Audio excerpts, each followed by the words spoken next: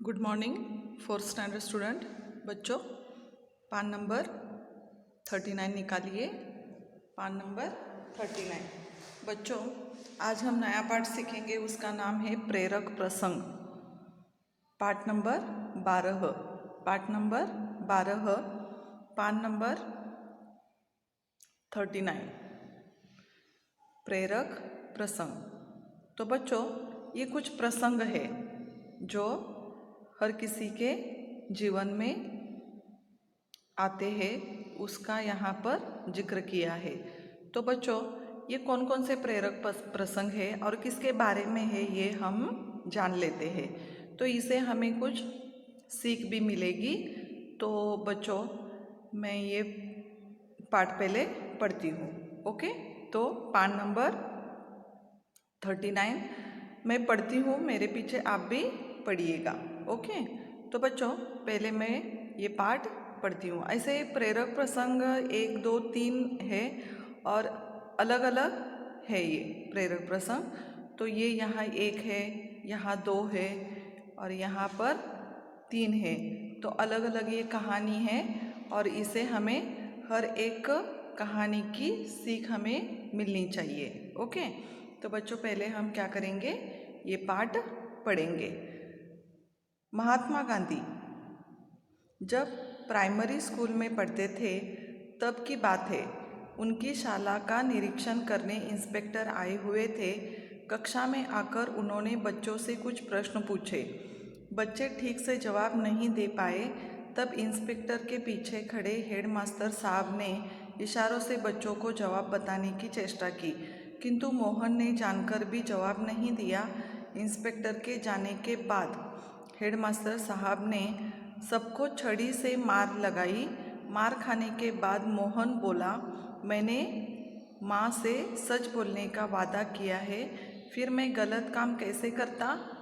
तो बच्चों, ये जो पहला पार्ट है, ये हमारे राष्ट्रपिता महात्मा गांधी जी जब बचपन में वो पाठशाला जाते थे तब की ये बात है। तब क्या हुआ था कि महात्मा गांधी प्राइमरी स्कूल में पढ़ते थे। कहाँ? प्राइमरी स्कूल में पढ़ते थे। तब की ये बात है, जब वो छोटे थे तब की बात है। शाला निरीक्षण के लिए इंस्पेक्टर आए थे, यानी इंस्पेक्शन के लिए, स्कूल की पाठशाला के इंस्पेक्शन के लिए इंस्पेक्टर आए हुए थे। कक्षा में आकर उन्होंने बच्चों से कुछ प्रश्न पूछे। तो वो जब पाठशाला के निरीक्षण के लिए इंस्पेक्टर आते हैं तो वो क्या देखते हैं कि तुम्हारी पाठशाला कैसी है, तुम्हारी कक्षा कैसी है। कक्षा में सब बच्चे साफ़ सुथरे होने चाहिए, उसकी यूनिफॉर्म ठीक तरह से होनी चाहिए और वो अच्छे तरह से बैठने चाहिए, उसका बर्ताव अच्छा होना चाहिए।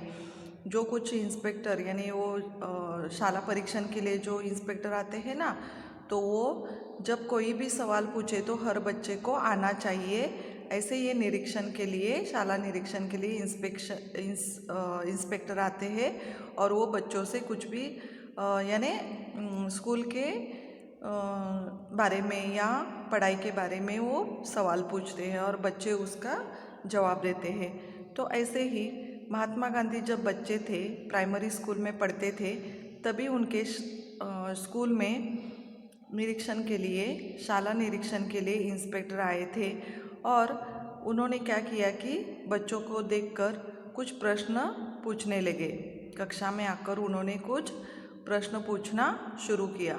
बच्चे ठीक से जवाब नहीं दे पाए क्योंकि ये जो इंस्पेक्टर है वो बच्चों से सवाल करने लगे, तो बच्चों को ठीक से जवाब नहीं आया। तब इंस्पेक्टर के पीछे खड़े हेडमास्टर साहब ने इशारों से बच्चों को जवाब बताने की चेष्टा की। तो क्या हुआ कि पूरे पाठशाला की जिम्मेदारी किसके ऊपर होती है? हेडमास्टर के ऊपर होती है। तो बच्चों को ठीक से जवाब नहीं दे पा रहे थे, इसलिए पीछे खड़े होकर हेडमास्टर जी क्या कर रहे थे कि जब वो इंस्पेक्टर सवाल पूछ रहे थे तो हेडमास्टर उन्हें जवाब देने की आहिस्ते आहिस्ते जवाब देने की कोशिश कर रहे थे। बच्चों को ठीक से जवाब नहीं आ रहा था, इसीलिए हेडमास्टर जी पीछे से जवाब बताने का प्रयास कर रहे थे। तो किंतु मोहन ने जानकर भी जवाब नहीं दिया। मोहन यानी कौन? महात्मा गांधी। महात्मा गांधी जी का पूरा नाम क्या है? मोहनदास करमचंद गांधी। बच्चों ध्यान में रखना, हमारे राष्ट्रपिता महात्मा गांधी जी, उनका पूरा नाम क्या है? मोहनदास करमचंद गांधी। तो बच्चों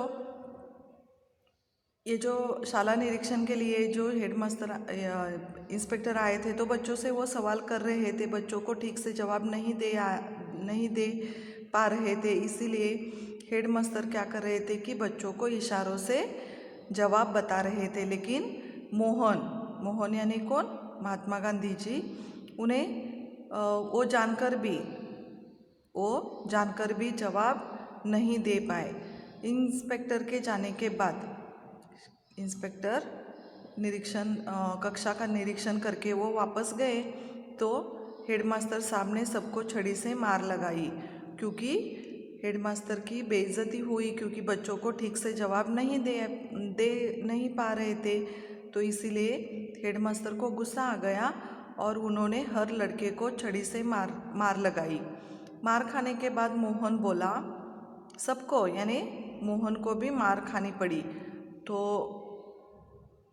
मार खाने के बाद मोहन बोला कि मैंने माँ से सच बोलने का वादा किया है, फिर मैं गलत काम कैसे करता। तो मोहन यानी महात्मा गांधी जी जब बच्चे थे, तो उन्होंने भी अपने हेडमास्टर से छड़ी से मार लगाई, और वो छड़ी खाने के बाद उन्होंने कहा कि मैंने अपनी माँ से सच बोलने का वादा किया था और मैं गलत काम कैसे करता।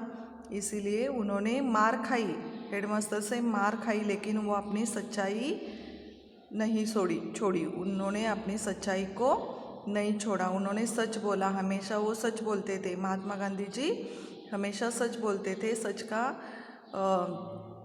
आदर करते थे, कभी भी वो झूठ नहीं बोलते थे, चाहे उनको मार ही खानी क्यों ना पड़े। तो वो बचपन से लेकर जब उनका देहांत हुआ, तब तक उन्होंने सच ही बोला था। तो पूरे उनके जीवन में उन्होंने सच ही बोलने की कसम खाई थी, और उन्होंने कभी भी वो कसम नहीं तोड़ी। ठीक है, तो बच्चों इस पहला प्रसंग जो है हमने अभी देखा, तो इससे हमें क्या सीख मिलती है कि कभी भी झूठ नहीं बोलना चाहिए। तो इससे क्या सीख मिलती है? कभी भी झूठ नहीं बोलना चाहिए। ओके, तो ये पहला प्रसंग हो गया। तो दूसरा प्रसंग क्या है बच्चों? मैं पढ़ती हूँ, देखो।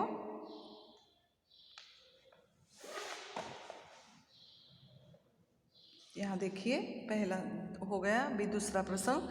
एक बार ईश्वरचंद्र विद्यासागर के घर एक अंग्रेज अफसर रेलगाड़ी से आने वाला था। विद्यासागर ने उसे लेने स्टेशन पहुँचे।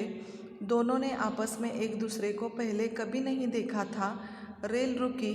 फर्स्ट क्लास के डिब्बे के एक अंग्रेज अफसर नीचे उतरा। डिब्बे के सामने उसने धोती कुर्ता पहने एक साधारण व्यक्ति को देखा। उसने उसे कुली समझा और अकड़कर अपना सामान उठाने का आदेश दिया। उस सीधे साधे व्यक्ति ने पेटी बिस्तर सिर पर रखा और विद्यासागर जी के घर तक अफसर को पहुंचा दिया। थोड़ी देर बाद विद्यासागर जी अफसर से मिलने बैठक में आए। अफसर हैरान हो गया, यह क्या? यह तो वही व्यक्ति है जिसके सिर पर सामान लादकर वह यहाँ तक आया था। उसने शर्मिंदा होते हुए विद्यासागर जी से माफ़ी मांगी। विद्यासागर जी बोले, कोई बात नहीं, हम भारतीयों को बचपन से अपने काम खुद करने की आदत होती है। तो बच्चों ये जो दूसरा प्रसंग है वो क्या है कि एक बार क्या हुआ कि ईश्वरचंद विद्यासागर के एक आदमी है। ईश्वरचंद विद्यासागर एक ऐसे नाम का एक व्यक्ति है। और उनके घर में एक अंग्रेज़ अफसर आने वाले थे। अंग्रेज़ अफसर आने वाले थे। वो देखो कैसे सूट बूट टोपी पहनकर वो अंग्रेज़ अफसर रेलगाड़ी से आने वाले थे। उनका सामान भी बहुत सारा था। यहाँ देखो 1 2 3 ऐसे पेटी है। तो ये जो अंग्रेज़ अफसर है ईश्वरचंद विद्यासागर के घर पर आने वाले थे और ईश्वरचंद विद्यासागर उन्हें लेने के लिए स्टेशन पर पहुंच गए। अंग्रेज़ अफसर को क्या लगा,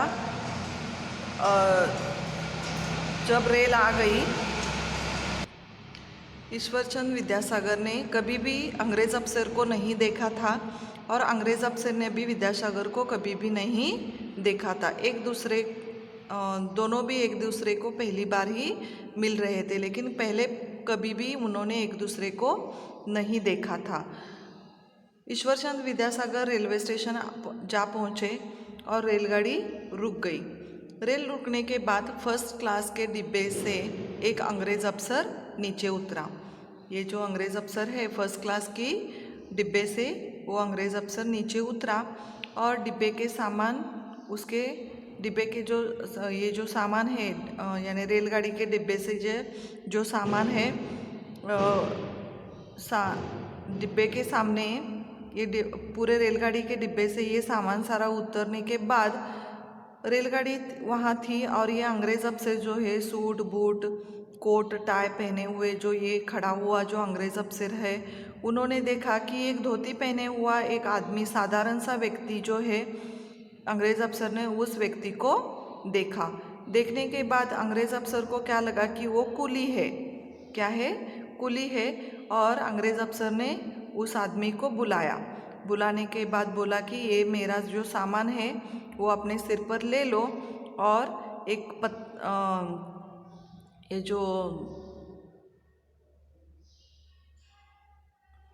ये जो सामान जो है वो विद्यासागर ने उसे ले लिया और अंग्रेज़ अफसर ने क्या किया, उसे एक पता बताया और उस पते पर ये सामान रखवाने के लिए इस अंग्रेज़ अफसर ने विद्यासागर जी से कहा। अंग्रेज़ अफसर को पता नहीं था कि विद्यासागर जी के घर ही मैं जाने वाला हूँ। एक साधारण धोती पहने हुआ जो आदमी है, तो अंग्रेज़ अफसर को क्या लगा कि वो कौन है, कुली है। और वो सारा सामान उसके सिर पर डालकर एक पता बताया और अंग्रेज़ अफसर ने कहा कि ये इस पते पर जाकर रख दो। वो साधारण आदमी चुपचाप वो सामान अपने सिर पर ले लिया और वो जो पता बताया है उस पर वो जाकर वो सामान रख दिया। थोड़ी देर बाद यह अंग्रेज़ अफसर जो है उस घर पर जाकर पहुंच गए। वहाँ जाकर वो बैठक में बैठ गए, यानी हॉल में बैठ गए और जो साधारण दिखने वाला जो व्यक्ति है वो भी पूरे तैयार होकर अंग्रेज़ अफसर को मिलने के लिए वो आ गया, बैठक में आ गया। आने के बाद अफसर जो है वो हैरान हो गया। हैरान होना यानी आश्चर्य होना। हैरान हो गया और उसने कहा कि यह क्या, यह तो वही व्यक्ति है जिसके सिर पर सामान लाद कर वह यहाँ तक आया था। अंग्रेज़ अफसर को पता ही नहीं था कि वो साधारण व्यक्ति कौन है, ईश्वरचंद विद्यासागर है। वो हैरान हो गया कि अरे मैं तो इन्हीं के घर मेहमान बन के आया हूँ और उन्हीं को मैंने ये काम लगाया, कुली का काम लगाया। वो तो हैरान हो गया और बोलने लगा कि जिस व्यक्ति के सिर पर मैं ये सामान लाद कर यहाँ तक आया था उसने शर्मिंदा होते हुए विद्यासागर से माफ़ी मांगी। तो अंग्रेज़ अफसर को बहुत ही शर्मिंदा हो गए और विद्यासागर जी से माफ़ी मांगने लगे। विद्यासागर जी बोले कि कोई बात नहीं, हम भारतीयों को बचपन से अपने काम खुद करने की आदत होती है। तो अंग्रेज़ अफसर को विद्यासागर जी ने क्या कहा कि हम कौन हैं, हम भारतीय लोग हैं जो अपने बचपन से हमें अपना काम खुद करने की आदत होती है। तो ये बोलकर अंग्रेज़ अफसर बहुत ही शर्मिंदा हो गए और वो विद्यासागर जी से माफ़ी मांगने लगे। ठीक है बच्चों, समझ में आ गया। तो बच्चों ये दूसरा प्रसंग जो है इससे हमें क्या सीख मिलती है कि कोई भी काम हल्का नहीं होता। कोई भी काम ऐसे हल्का नहीं होता। सारा काम अच्छा ही होता है। तो कोई भी काम करने के लिए हमें क्या करना नहीं चाहिए, हमें काम करने के लिए हमें हिचकिचाना नहीं चाहिए। हर काम काम होता है, ना ही बड़ा होता है ना छोटा काम होता है। तो ये हो गया दूसरा प्रसंग। अब हम देखेंगे तीसरा प्रसंग। तीसरा प्रसंग में बच्चों हम क्या देखेंगे कि जैसे मैं पढ़ती हूँ आप भी देखिए। एक बार एक साधु नदी में नहा रहा था। एक बार एक साधु नदी में नहा रहा था। नदी में उसने एक बिच्छू को डूबता हुआ देखा। नदी में उसने एक बिच्छू को डूबता हुआ देखा। उसने बिच्छू को बचाने के लिए उसे हाथ पर उठाया। बिच्छू उसे जोर से काटकर सरककर पानी में गिर गया। साधु ने उसे फिर हाथ पर उठाया। बिच्छू ने उसे फिर से काटा। इस तरह साधु बार बार उसे बचाने की कोशिश करता रहा और बिच्छू उसे उतनी ही बार बार काटता रहा। किनारे पर बैठा एक व्यक्ति यह सब देख रहा था। उसने साधु से पूछा, बिच्छू के बार बार काटने पर भी आप उसे बचाने नहीं छोड़ते, ऐसा क्यों? साधु ने उत्तर दिया, काटना बिच्छू की आदत है और बचाना मनुष्य का स्वभाव। यह कीटक होकर भी अपना स्वभाव नहीं छोड़ता, तो मैं तो मनुष्य हूँ, अपना स्वभाव कैसे छोड़ दूँ? तो देखिए बच्चों, जो ये तीसरा प्रसंग है ये बहुत ही महत्वपूर्ण है। देखो बच्चों, ये जो तीसरा प्रसंग है वो क्या है कि एक नदी है और नदी में एक साधु नहा रहा था। नदी में एक साधु नहा रहा था और नहाते समय क्या हुआ कि एक बिच्छू, आपको पता है ना बिच्छू वो काटता है, वो ऐसे वो आगे जो उसका मुंह होता है वो डंक देता है तो वो काटता है। तो ऐसे ये बिच्छू जो है वो नदी में था और जब वहाँ साधु नहा रहा था तो वो बिच्छू जो है वो डूब रहा था। बिच्छू डूब रहा था यानी क्या, वो पानी में डूब रहा था। उसने बिच्छू को बचाने के लिए उसे हाथ पर उठाया। साधु ने देखा कि बिच्छू डूब रहा है। उसे बचाने के लिए साधु ने क्या किया, उसे पानी से उठाया और अपने हाथ पर ले लिया। बिच्छू उसे जोर से काटकर सरककर पानी में गिर गया। तो क्या हुआ बच्चों कि साधु नदी में नहा रहा था और वहाँ एक बिच्छू पानी में डूब रहा था। उसे बचाने के लिए साधु ने क्या किया कि उसे उठाया और अपने हाथ पर ले लिया। हाथ पर लेने के बाद बिच्छू ने क्या किया, जोर से उसे काट लिया और सरककर पानी में जाके गिर गया। गिर जाने के बाद फिर से साधु ने क्या किया कि फिर से उसे उठाया और अपने हाथ पर ले लिया। फिर और एक बार बिच्छू ने क्या किया, जोर से काटा और सरककर पानी में गिर गया। तीसरी बार भी साधु ने क्या किया कि उसे बचाने के लिए उसे ले लिया और उसे उठाया और हाथ पर ले लिया। फिर से बिच्छू ने क्या किया कि जोर से उस साधु के हाथ पर काटा और सरककर पानी में गिर गया। ये साधु और बिच्छू, साधु और बिच्छू इन दोनों के बीच में जो हो रहा है ना, ये सारा दृश्य किनारे पर बैठा एक व्यक्ति देख रहा था। किनारे पर बैठा एक व्यक्ति देख रहा था और उसने साधु से कहा कि वो बार बार काट रहा है, बिच्छू बार बार आपको काट रहा है, फिर भी आप उसे बचाने की कोशिश कर रहे हैं। तो साधु ने कहा कि बिच्छू बार बार काटने पर भी साधु ने कहा कि उस आदमी ने कहा कि बिच्छू बार बार काटने पर भी आप उसे बचाना क्यों नहीं छोड़ते? तो साधु ने उस व्यक्ति से कहा कि काटना उस बिच्छू की आदत है और बचाना मनुष्य का स्वभाव। वो कीटक होकर भी अपना स्वभाव नहीं छोड़ता, तो मैं तो मनुष्य हूँ, अपना स्वभाव कैसे छोड़ दूँ? देखो बच्चों, इसे हमें कितनी अच्छी सीख मिलती है। देखो कि ये एक छोटा सा कीटक है, वो क्या करता है कि वो बार बार काटना उसका क्या है, उसकी आदत है। लेकिन जो गिर रहा है, जो मर रहा है, वो डूब रहा है, उसे देखकर रहना हमारे मनुष्य का स्वभाव नहीं है। वो कीटक होकर अपना स्वभाव नहीं छोड़ता, तो हम तो कौन है, मनुष्य है, हम अपना स्वभाव कैसे छोड़ देंगे। तो इसे हमें ये सीख मिलती है बच्चों कि आदर्शों का पालन करके सामान्य व्यक्ति भी महान बन सकते हैं।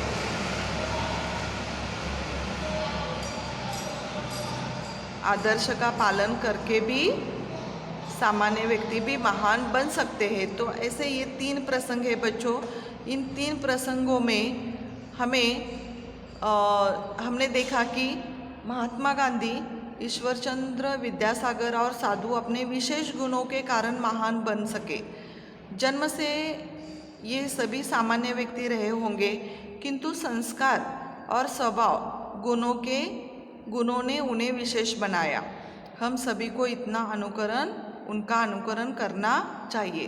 तो ये जो व्यक्ति, हम 3 प्रसंग देखे, उनमें से बच्चों कि पहले हम महात्मा गांधी जी देखे, दूसरे हम ईश्वरचंद्र विद्यासागर देखे, तीसरे साधु देखे। ये सामान्य व्यक्ति थे, लेकिन उनके विशेष गुणों के कारण वो महान बन गए। महात्मा गांधी कभी भी वो झूठ नहीं बोले, अपने पूरे जीवन में कभी भी वो झूठ नहीं बोले, चाहे उन्हें मार खानी पड़े या अपमान सहना पड़ा या कुछ भी हो, लेकिन वो कभी भी झूठ का सहारा उन्होंने नहीं लिया। ईश्वरचंद्र विद्यासागर ने अपना गुणधर्म, जैसे वो बड़े व्यक्ति थे फिर भी अपना वो जो अंग्रेज अफसर का बस्ता उठाकर, सिर पर उठाकर उन्होंने ले लिया, तो वो कितने अच्छे विचार है उनके कि कोई भी काम अच्छा या बुरा नहीं होता। तो ये इसे हमें ये सीख मिलती है। साधु से हमें सीख मिलती है कि कोई भी संकट में हो, उसे बचाना हमारा मनुष्य का स्वभाव होना चाहिए। तो ऐसे हम ये 3 प्रसंगों से हमें ये क्या सीख मिलती है कि जो भी हो, जन्म से ही इन 3 व्यक्ति अच्छे व्यक्ति होंगे, लेकिन उनके संस्कार और स्वभाव के कारण वो विशेष बन गए। तो इन्हीं की तरह हमें भी उनका अनुकरण करना चाहिए। ठीक है, समझ में आ गया बच्चों? तो ये प्रेरक प्रसंग, ये जो हमारा पाठ है यहाँ पर हम ख़त्म करते हैं। और बच्चों अगला पाठ इस पाठ के प्रश्न उत्तर मैं आपको नेक्स्ट पीरियड में दूंगी। ओके, तो बच्चों ये प्रेरक प्रसंग जो है नया पाठ है हमारा, तो आपको क्या करना है, पढ़ना है, घर में 2 बार मन लगाकर पढ़ना है, समझना है। इसके बाद में आपको प्रश्न उत्तर दूंगी। ओके, तो आज का क्लास हम यहाँ ख़त्म करते हैं बच्चों। Thank you.